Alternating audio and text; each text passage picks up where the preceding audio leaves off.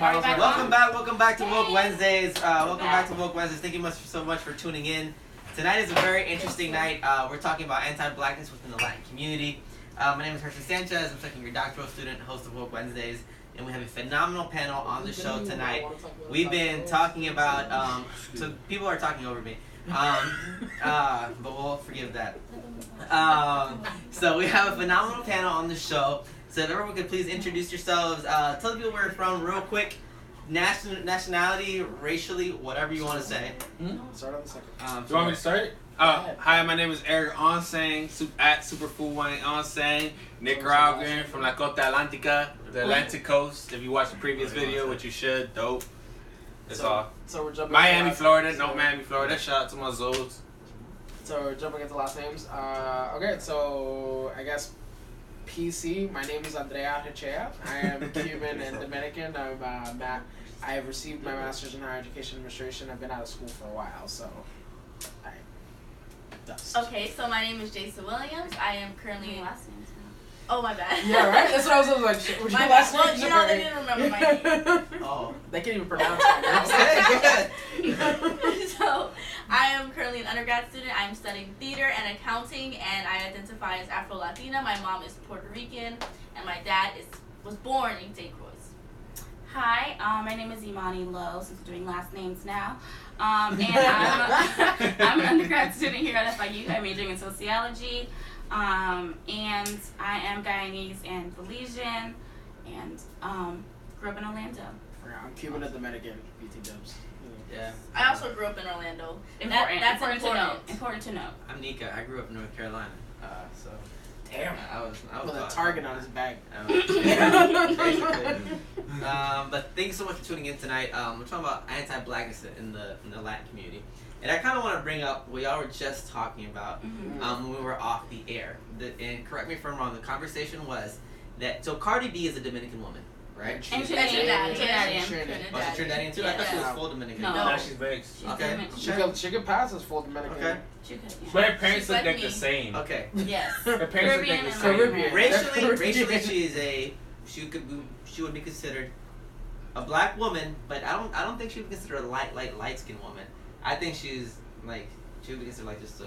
No, but she would consider I she'd be think acceptable she's black. light-skinned. She's acceptable She is black. a light-skinned. She's light skinned. If she didn't tell anyone Light-skinned. that she was Dominican or Trinidadian, she would She'd She would still be just be a light- acceptable she- black. she She would be a be black like she would just person. be Lauren London. She would just be Lauren London. Nah, she's darker than Laura London. No, See, but I don't agree. I think she would just be light-skinned. But But it she's should- also like a different tone than Okay. Laura I think she'll London. be Laura racially London is like ambiguous, a red, like southern not red. This is very. She's like a chica brown. I think she'll be It's non-white, all racist. I know it's all racist. racially ambiguous. Yeah. I think so. I think this is a great thing. We literally just talked about Cardi B for a solid 45 seconds about what she looks like phenotypically. Yeah. Which again goes to our point tonight that part of it is that race is so fluid. It is constantly in a state of flux. It is not static. It is constantly changing. To someone, she would probably be considered a dark-skinned woman. To someone else, she might be considered a light-skinned woman. To someone else, she would just be a woman. So part of this conversation is that race is very subjective and contextual to a certain space that you're in, right? So Cardi B is a Dominican Trinidadian woman. And then we also have Amara La Negra. What is the show she's on? Love and Hip Love and Hop. Hip Love, she's on Love and Hip Hop. Miami. Miami, dark-skinned black woman. Afro. Dominican, Afro-Latina woman. No, I mean she literally has an afro. Which is Oh, important she to know. has a huge afro. She is conventionally. She owns She wears weaves. No, it's not all her. I can't. It doesn't matter. It doesn't matter. She wears an afro. It's weave, but like she says because it's hard to keep So that's the the shape. whole. The point is that we have Cardi B and we have Amara. I appreciate the massages. We have Amara La Negra, right? Both Latin women, right? Cardi B speaks Spanish on her latest album. She had Bad Bunny on there. She's speaking Spanish. She's having Latin tracks on there. But you know what? Who's the DJ that criticized her for not being elegant for wearing a fro?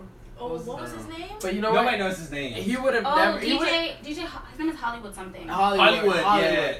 He would have never. If Cardi B had more curly hair. Never would have said that. It would have been beautiful. It would have been like, oh my god, I'm so happy you're being Oh my mad. God. And that's the important conversation. I can understand that, but you don't know that for sure. Hold on. Okay, let me give an example. I feel like Jason could give personal examples on like the differences of like I mean, I feel like you could, like when people are like, oh, I'm so happy that you're wearing your natural hair, but when black women wear their natural hair, it's like, child, it's not maybe natural is not a look for you. Yeah, maybe you should put that weave back in. Because honestly, I'm not light skinned, and some people even tell me like I just look black, which is fine. That's great that I just look black. That's not an insult. But some people also are like, well, what are you or whatever? Your hair, you have nice hair. Your hair is really soft, or like that simple thing. And like Amara, the hair is specifically kinky, and she's darker than me. She's darker skinned, and I feel like when Cardi B shows off her natural hair, which is very similar, it's similar to mine. It's probably in between my hair and my mom's hair. What kind of is it? It's like a 3C. Yeah. It's Go ahead, Hurston. What the 3C now? What is that? You got like two. You have like 2 years. Yes, You have 3A probably. 3A. Yeah. So what we're talking about My right shit now been is a bun like for a week. what we're talking about now is natural hair types. Yeah. And that's just important when we're discussing blackness. But anyway, you got like the closer it is. so the closer it is to being a straighter, looser curl, the more acceptable it is. Yeah. And you know and being black and wearing your natural hair alone is a whole different conversation. Yeah, especially in the Latin community. Especially in the Latin community. I have had Latin men come up to me and say, oh, you know, can I take you out to dinner? Can you be with me because you're my fetish? Huh? Yes. They did tell me about that. Yes. And honestly, that's not the first time it's happened. That happens all the time. Man. Oh wow. And it's kind of like, Yeah.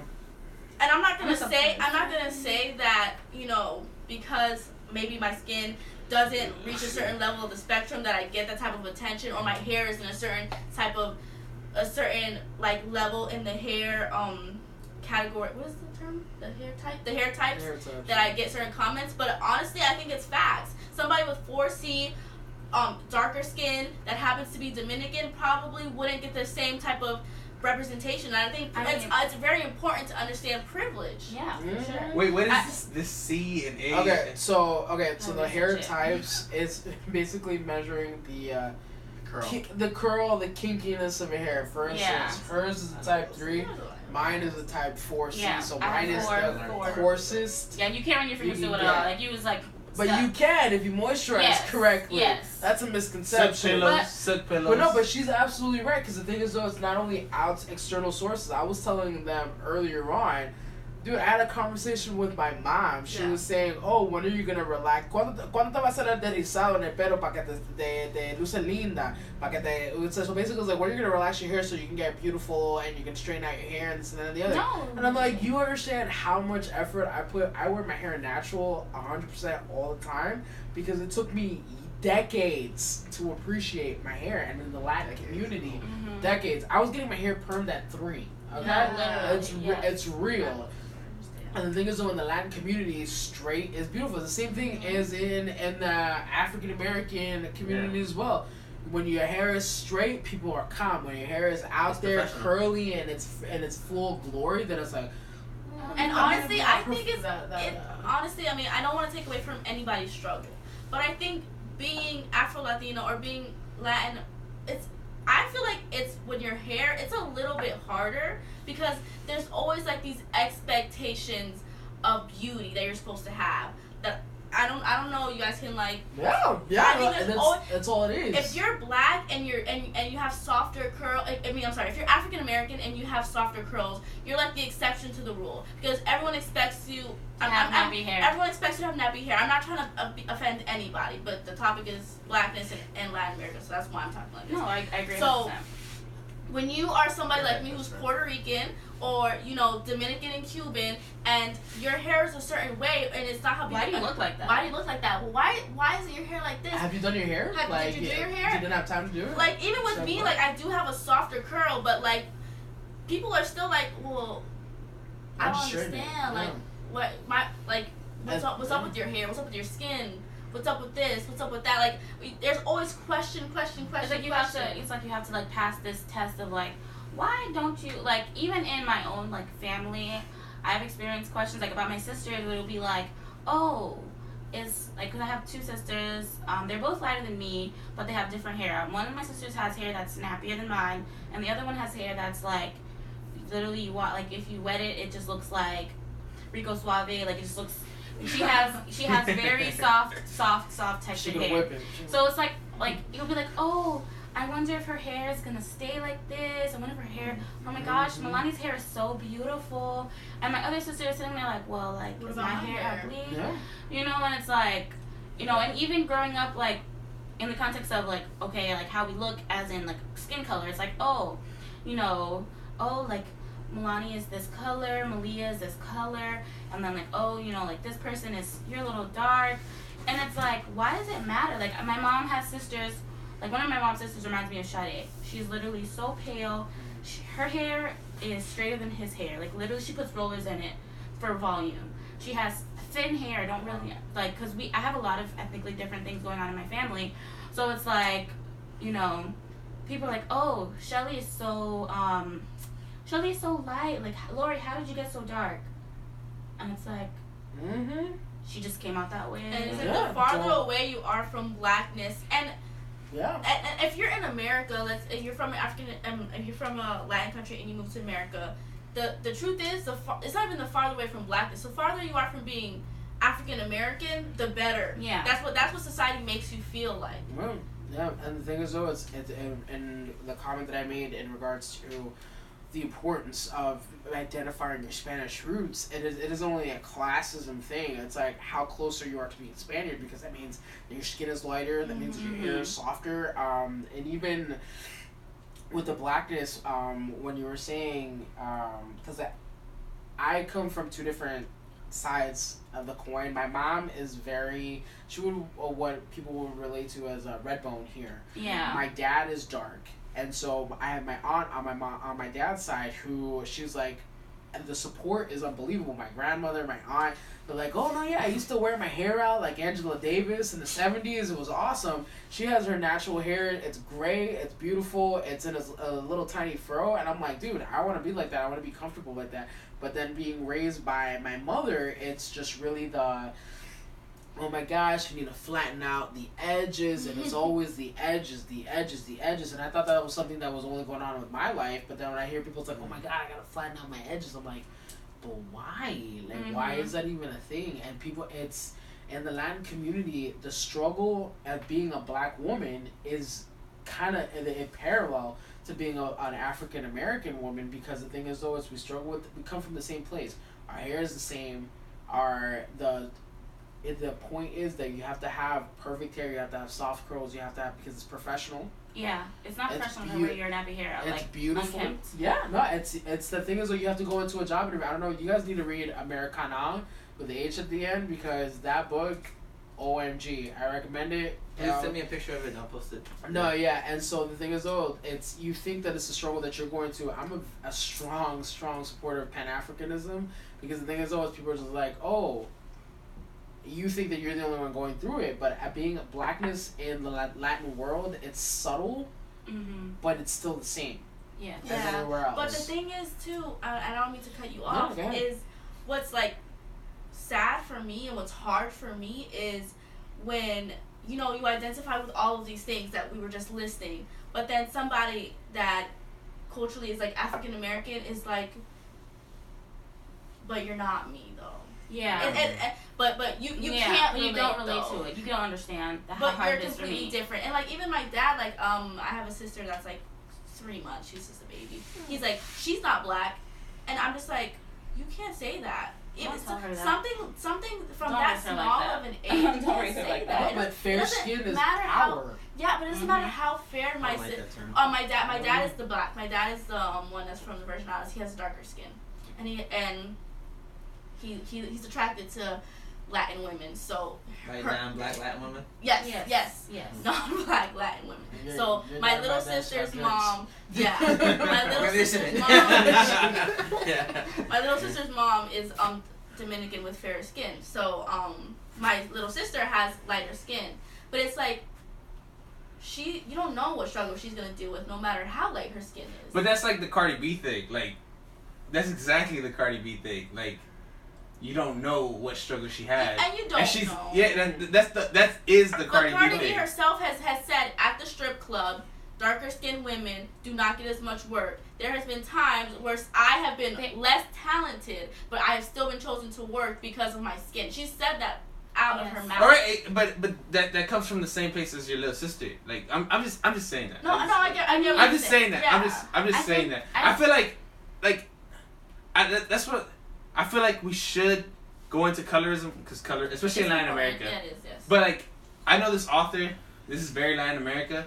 She's from Mount Holyoke. I really can't remember her name. I went to one of her lectures. She talks about she has a book, Mount Holyoke University. She has a book on how in Dominican Republic, racialization doesn't go through skin color. It goes through hair texture, which was really interesting to listen to y'all. Yeah. I thought like that whole combo was very Afro Latinx. It's a lot. I was just like, keep talking. No, like I said with the That's all I had to DR, say. the Dominican Republic, dear Lord, everybody wants to go to the DR, everybody wants to go to the resorts, but sometimes I'm ashamed of my people. Like this is a country that expatriated 250,000 Dominicans of Haitian descent that couldn't prove that their grandparents were born in the Dominican Republic. Like, so real quick, because oftentimes people talk about the Dominican Republic, and I've seen these memes which I actually hate. They'll be like, when Dominican people don't think they're black, like really, like those memes honestly, I don't like. I'm not gonna lie, I sit there and be like, sure enough. I'll be honest with you. I'll be honest with you. I don't like people, especially non-Dominican people, not Latin people, picking on Dominican people, because to fully understand this, you have to understand the history. People aren't just born hating themselves or hating their blackness or whatever theirness ends up becoming. We are socialized. We are taught to hate something. It is right? true. Yeah. So to just quickly dismiss this through a meme, I think is sometimes a display of ignorance, because you have to understand that Trujillo was so horrible, right? That so people are being trained to think this way. In the United States, people were all Wakanda forever like 2 months ago, right? But when I was in middle school, right, all the kids who came from Africa, none of the American black kids liked the African kids. None of the Latin kids liked the Latin kids who had just came from Latin America because they didn't speak English. So there was this constant hierarchy of I'm more Latin than you, I'm more black than you, I'm more American than you, right? So we end up doing the same shit with Dominican people without understanding the history of racialization in their country. Because go ahead. I agree with what you're saying, and I think that sometimes, though, for the people that I feel like make these memes, I think that sometimes that's also like making jokes about something that is actually, I don't want to say painful, but making jokes about things that are actually not like you're not comfortable with.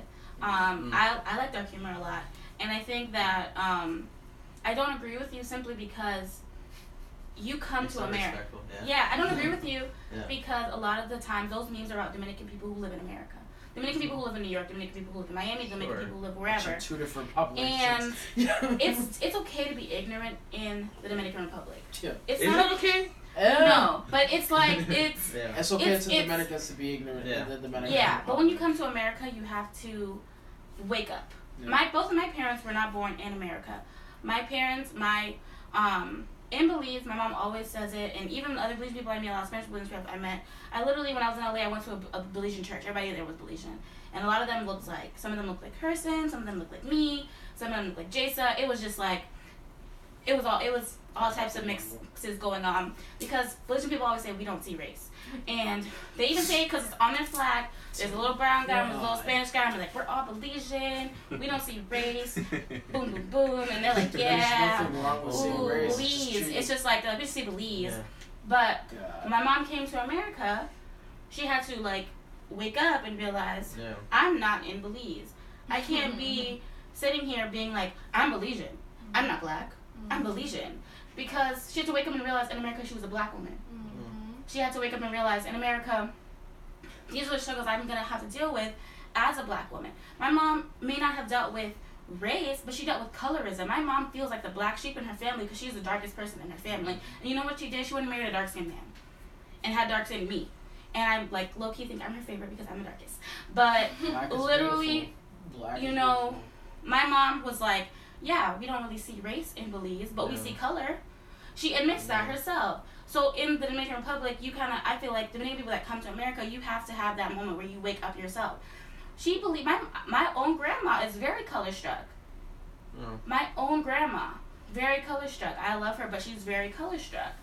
I can't sit here and act like, I don't know, so I don't know why she married a man that was he wasn't really that dark. He was kind of like brown. But she should have probably married someone way lighter for how color struck she is. Yeah. You know? And that's kind of like the thing that I have is like, you have to come to this country and you have to wake up. You can't sit and say it's okay to be ignorant because ignorance was in their country. Yeah. Yeah, but the thing is that subtleism, interject. The thing is though, my grandmother was white. My grandmother, well, you know, she was so white. She was the lightest of her sibling groups. My great grandmother was black. That she's whiter than me. She was white. No, she was whiter than me. The thing is though, my grandmother was born the year that Trujillo took power, so I think she knew that her struggle was completely different. She was very quiet about it. This is a woman who practically raised me. So you can just imagine in the DR, you have a white woman who has all the privilege in the world, and then you have me who's tagging along with her like, oh, she treated me like her daughter because I pretty much was her daughter. And so the thing was that the DR is, I can go to the DR and people are all of a sudden just like, so, oh, but you're Haitian, right? I could be like extra OD and be like, yeah, so are you. This entire island is Haiti. It's just divided between the Spanish speakers and the Creole speakers. Like, what do you mean? And going over there, I was having a conversation with one of my cousin-in-laws, and I was saying the word negro. Oh, you have to be negro. And I'm like, I'm a proud negra. And so, and then that means black. With the DR, you have to be a moreno or a morena. That's a softer version of being dark. Morena means, can you tell people? So it's basically just like accepting that it is the more acceptable way. It's like embracing the Spanish roots, the Spaniard. Because if you say if you're black in the DR, then it's a taboo. It's very taboo to say that you're in Nicaragua too. Anywhere. Moreno is just it's a weird word because it's like dark. You can be any dark. It means dark. It means dark. I was thinking I could call both of them moreno. I could call anybody moreno or morena. Again, it can mean whatever it means in that space, right? Yeah, I agree. So I was thinking a tattoo once, and the guy was like, "Man, tú eres bien moreno." Like he was like, "You're very dark," and I was like, "Oh." I didn't know. But the thing is though, I've seen Nicas that are green-eyed and pale skin, and they raise. And then I've also seen Nicas who are dark with very kinky hair. Like the point is that in Latin America, everyone exists. I've met a Korean Argentinian person. Chinese Dominicans. There's a lot of Koreans in Argentina. We have everything. A lot when we say Latinx, Latin America.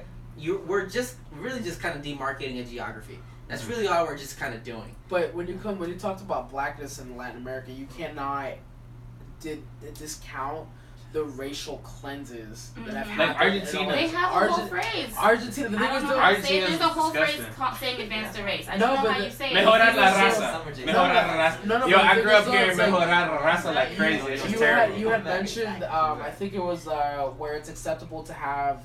It's like if it's our people, if it's our black people, then it's okay. We're talking about everybody else. I was looking up. I'm like, okay, you have art, and then the thing is, though, I think of sports, and sports is probably the main arena where I think it's like, oh, it's okay to be black when you're a sport person. You're in sports. I was looking at an Afro-Argentinian. I thought because the Argentinians are so pale, and in that racial cleanse that happened, the same racial cleanse happened in the DR. And I'm like, okay, why do you see Afro-Argentinians only in sports? Same thing with Afro-Uruguayans, Ecuadorians. They're literally people everywhere. Baseball, and soccer. But then it's like they're proud that they're representing our country when it's on this platform. But if it were somebody who was doing something political or was talking about civil rights, then it's like, shh, what's going on? That's there was a really good article about Tito Trinidad, the black Puerto Rican boxer, about exactly what you're talking about. Let me read something. Natasha's asking, that's not unique to that group either. So what is the solution then? What do you mean? I think she was talking. Actually, I don't know. Natasha, can you tell us what you mean, please? To Dominicans? That's not specific to Dominicans? I don't remember. It's not unique to anybody in Latin America.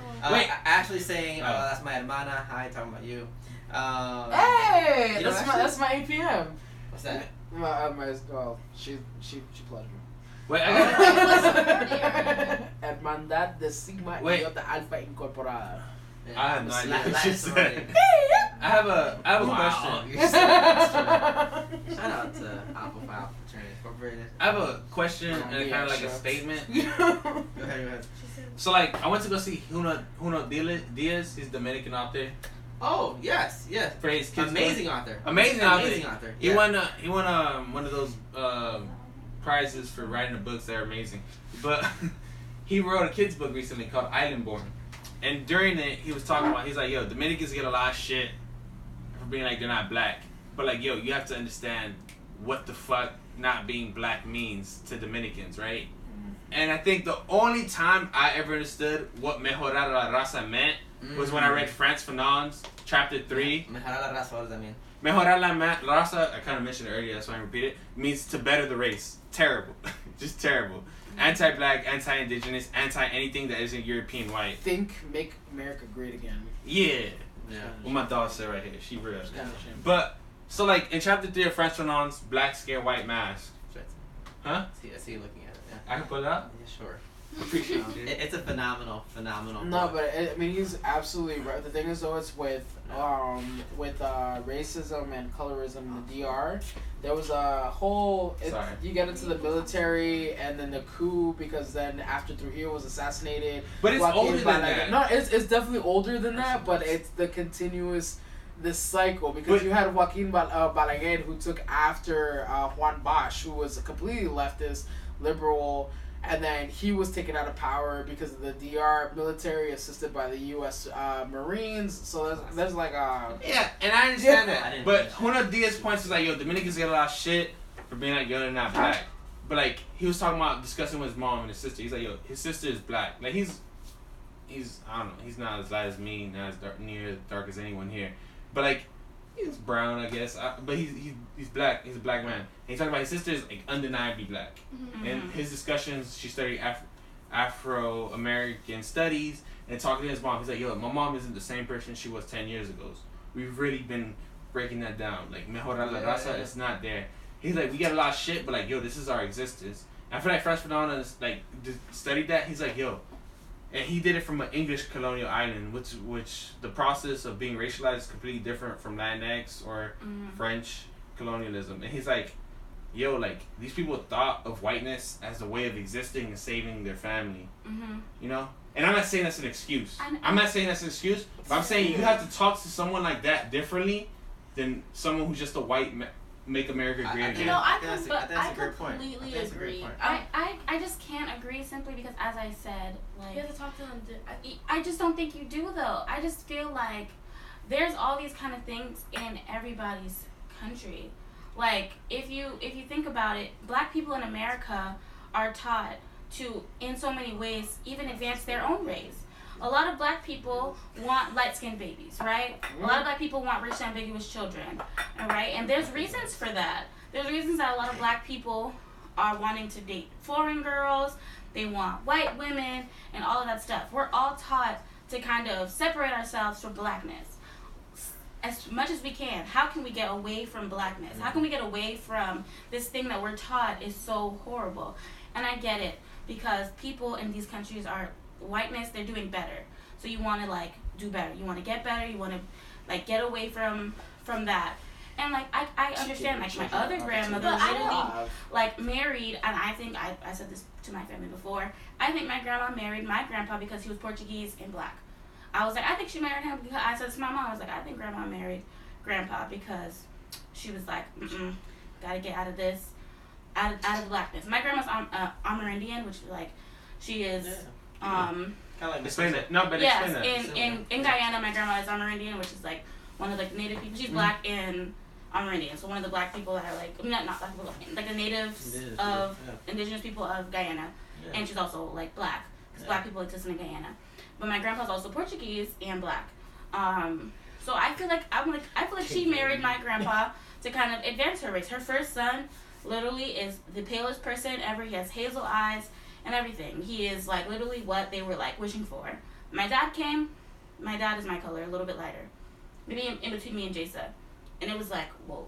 But where did this dark man You should read come this from? book called The Color of Love. It's amazing, a study on that in Brazil, and I think it's very powerful to what you're saying. But I agree with you.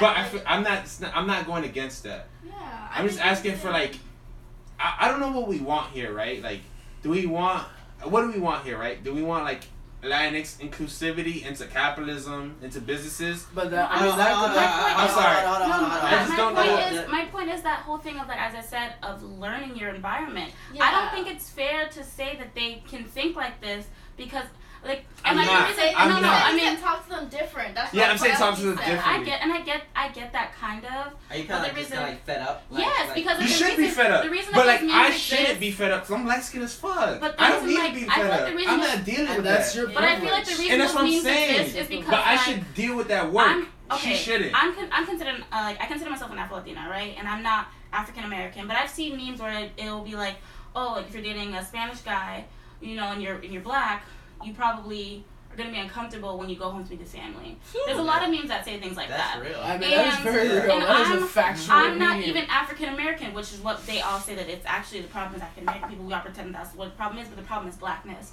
So it's like You think? I feel like black Caribbeans and black Latinx attack African Americans. they do, yeah. Like in a do, very but vicious way. It's because they get to feel superior because the whole thing is anti-blackness. It's not really. It's not. I don't think it's specifically like against African American people. I think it's against African It Americans. is, but it's because it's like we're taught that that's the blackness. All right, you know? all right. So there's like. Sorry, go like, ahead. no, please, no need to apologize. I think this is a very rich conversation. I'm on that side. But this isn't a conversation That's fine. But part of me also feels that we're arguing different points. Mhm. Like kind of like in the first part. Because I think both of your points are extremely valid, and I think actually both of your points in a way complement each other. You're saying something different that I think is extremely important and it's extremely valid. And I'm okay with being attacked for it, because like You're- it's a thought that I don't no, but think- I'm saying from the audience, I'm pretty sure like it's gonna happen. I don't think these are personal. But it's fine because I want to grow as a person. But these aren't personal attacks. Yeah. Number one, right? And that's part of I think the culture of arguments, especially academic ones. I think sometimes we take them personally, or not just academic ones, just all arguments. Take them personally, and it's like this isn't personal. This is someone's opinion. This is someone's opinion. We're talking about something that we're both passionate and care about. Because ultimately, I think we're all in this together politically. Like, we all want change. We don't want these equal. issues to continue. Like, clearly. And then don't say you don't see color. It's okay to see color. well, Just treat I them don't see equally. color, Okay, another reason why I say what I'm saying though, just to like clarify really quickly, is my own family says very anti-black and African American things, and they say anti-Haitian things because in Orlando it's very much taught to be disgusted by and hate Haitians. And I have a lot of Haitian friends, and I actually tell my friends all the time that I'm like, I love the Haitian culture. Like now, I didn't when I grew up, but like I've grown to love it because I'm like, after being disgusted by it growing up, I was like, wait a minute, this culture is actually really awesome. Like, I love their dances, I love their music. I'm like, they're actually pretty cool, and like that's how I feel now. And when my parents say things that are anti-African American, I'm quick to shut it down. I'm quick to shut it down. I'm like, no, we're not gonna talk bad about black people in America just because. And I see it because like literally I have cousins who are there. They have baby daddies, boyfriends that are African American, and my uncles who hate them. And I'm like, to my mom, I'm like, why do you hate them? Like, is it what is there to hate about them? Would you be happy if they brought home a Guyanese man? Would that make you more so like accepted to this boy? You just hate him because African American? Like, what makes you hate this boy? Because both of them, like, both of the baby daddies are very different. One is in college, one was a graduate. One is just like, you're any old. But regardless, they just hate them. Yeah, just hate. And I'm like, why? And even when like sometimes my dad is driving, he's like, oh my god, like fucking Haitians, like da da da. And I'm like, How do you know the person in front of us is not Jamaican? How do you know the person in front of us is not African American? Why are you so angry at Haitians and their bad driving? But I think, you're absolutely and right. I don't think that I'm not gonna let my dad allow him to be ignorant and be like, oh, he grew up in Guyana, so that's why he just hates this African American people. Go ahead, Jesse, you've been trying to talk. I was gonna say, I think the point of what he was saying is not that like it's okay to like be that way. I think he said you have to approach them differently. And I think even within myself, I had to approach, you know, my mindset differently than a lot of other people. You know what I'm saying? As being somebody that's not even conventionally Afro-Latina, like, you know what I'm saying? Because I wasn't born in Puerto Rico and I wasn't just dark skinned. You know, I'm mixed. You know, I had to identify that on my own, on my own. You know what I'm saying?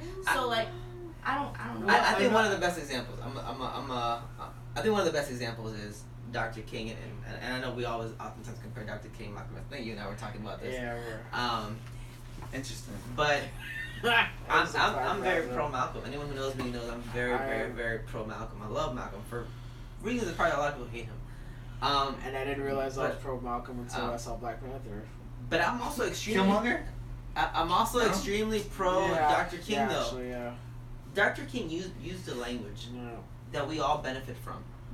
And by language, I don't just mean words. I mean an approach. This man had conversations with Lyndon B. Johnson, the president of the United States at the time, and was able to pass legislation. And we can critique the legislation for what it is and for the consequences of that. But he was able to do this. He was so intelligent, and the people supporting him were so intelligent that they knew that they had to use a different approach than Malcolm. Even though him and Malcolm probably agreed for the most part on most things. About 90%. Yeah. But Dr. King understood that this approach needed to be different in order for legislation. And that's completely fair to believe that. I think so, and not everyone has to. Malcolm didn't.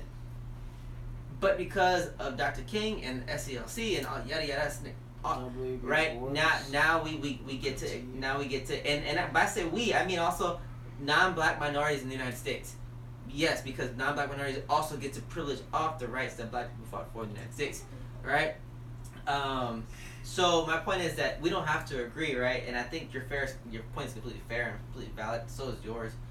But I think I've been thinking a lot recently about how do we how do we approach things? So I've heard people make beautiful points, and everyone will say like "fuck you," because their approach was just the tone, the way they came off. With that. That makes me very angry. That makes me angry because that makes me angry as a black woman because it's always our tone, it's always our approach, it's always how we say things. Yes. I don't give a fuck about how I say something. If I'm saying something angry, then I'm fucking angry and I have every right to be.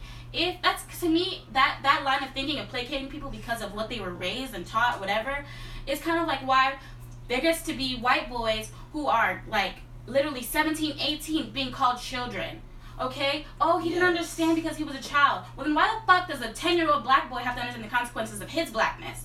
But this white person doesn't have to understand the consequences of blackness. And then I think you guys are saying I agree 100% with what you're saying. 100%. We shouldn't have to apologize for coming out the angry black woman or the angry black man for fighting for what we believe in or fighting just for basic equality. Tamir Rice, 12 years old, unarmed, BB gun down, no indictment. Like, what the hell? But the thing is, though, how do you get to the people in power who... And then the thing is, though, it's what we're talking about is the argument in Black Panther is that it's okay to kill a Wakandan when you're saving, when it's a white man doing it.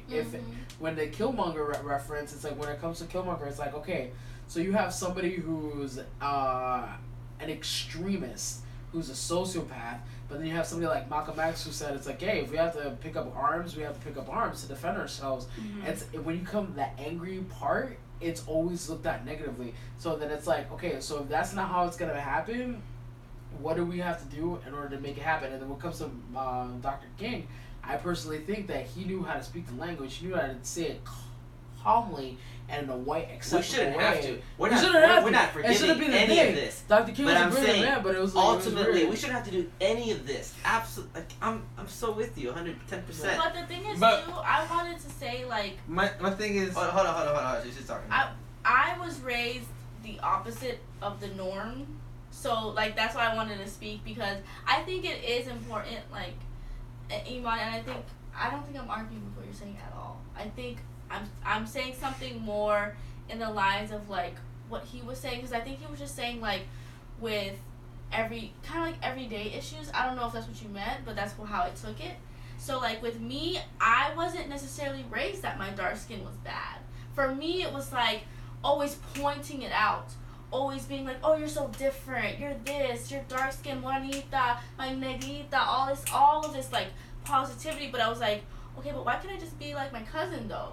Like, why am I always so different? Why am I always so different? Why am I always so different? And I had to change my approach, because when I went to school, when I walked outside, nobody was saying anything positive about my skin. Woo, Jason. Yeah, nobody was saying anything positive about my skin. Nobody was saying anything positive about who I was.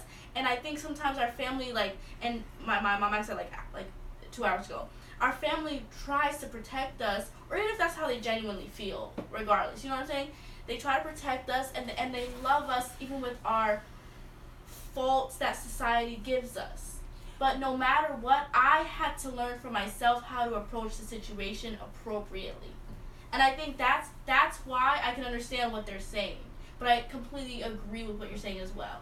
Does that make sense? No, I get what you're saying. So we're running out of time. It's already 10:45. Can I make one Go ahead. Like, alright, so like in the 80s and the 90s during the crack epidemic, right? We had Crack a Day and Zoe Day, right? Crack a Day was when you're in the city of Miami, which is Liberty City, Brownsville, Alapata, Wynwood, which was all the hood, like the ghetto, right? You had Crack a Day, right? That's when all the Black Americans would beat up on the Latinx kids, the Chicos, the Hispanics, right?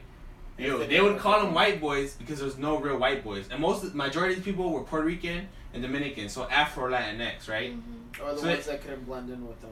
Yeah, exactly. So they'll have Crack a Day and beat them, right? And I got cousins who grew up with that, right? And they're like, yo, the anti-blackness is directly against African Americans because they're the ones doing it. Same thing with Haitian Americans. I grew up in a Haitian American community. You know how much anti-black Americanness we went through? Not anti-blackness in the general Pan-African sense, just anti-black Americanness. I perpetuated that. I would admit that, you know? And I grew up around Haitians. Like, I was the only Chico there. I would get called white boy. I understand that. And I was having a conversation with my cousin, my older brother. He's like, yo, you're fucking racist. Da-da-da. And he's comparing them to that white boy, like Brock Turner, who's getting excused for being 17, 18, being called a child. Christ. And I'm like, yo, I'm really listening to my cousin's defense. Not to defend his racism or his actions. I'm just like, yo, like, he's not Brock Turner at all. Brock Turner did not experience that. So we gotta talk to him differently because he is not our enemy. I don't think anybody's really your enemy. What you need is allies. Either you're gonna get them through words or through bullets. And what I mean by bullets is like you need bullets to either erase them or bullets to add them. Because just to be angry at them is not going to get us what we need. It's not going to end this anti-blackness within the Latinx community, within Latinx communities towards Black American communities, or Afro-Caribbean communities to Black Americans. Because I do feel like Black Americans get the hardest shit, and all communities of colors take everything from them. We really do. Everything. Hip-hop. The only people who could really claim hip-hop are Black Americans, African Americans, and Puerto Ricans. Well, okay. That's really it. This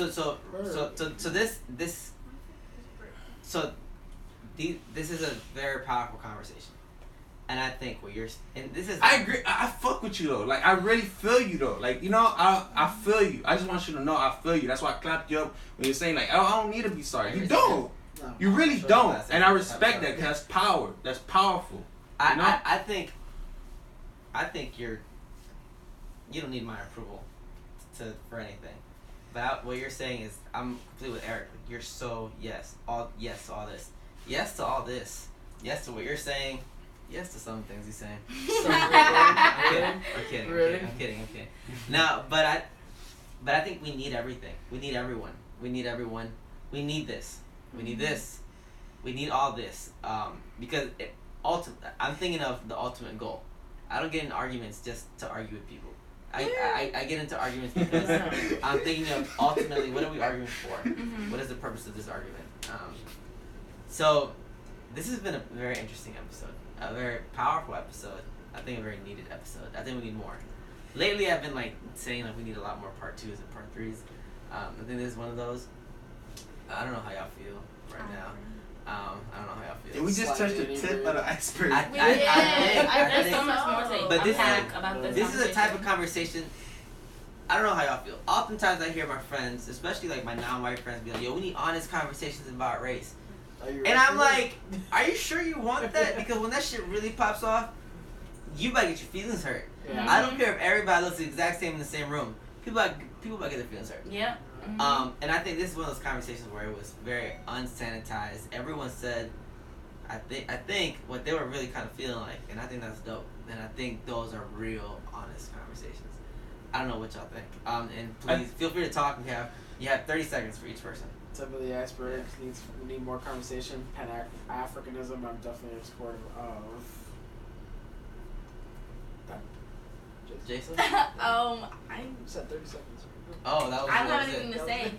I've been on this before. Yeah, I completely agree with what the person was saying about needing to deepen the conversation and being open to agreeing and disagreeing. I think that's super, super important. Like, I don't think I'm like the pinnacle of like ideology or anything. I just don't agree, and I'm very vocal about it. Yeah. But I do agree with a lot of the things you're saying, a lot of the points. I see it. But I just definitely think that having an open conversation, a broad conversation, and then like just kind of feeding off that different energy. I do agree that you do need different voices because we can't all have the same voice. It would not be a conversation. It would just be like, Yeah. Right. Yeah. We need a choir. Right. And then the thing is, though, it's You already had your 30 seconds. Yeah, but not only the conversation, but the action needs to follow it.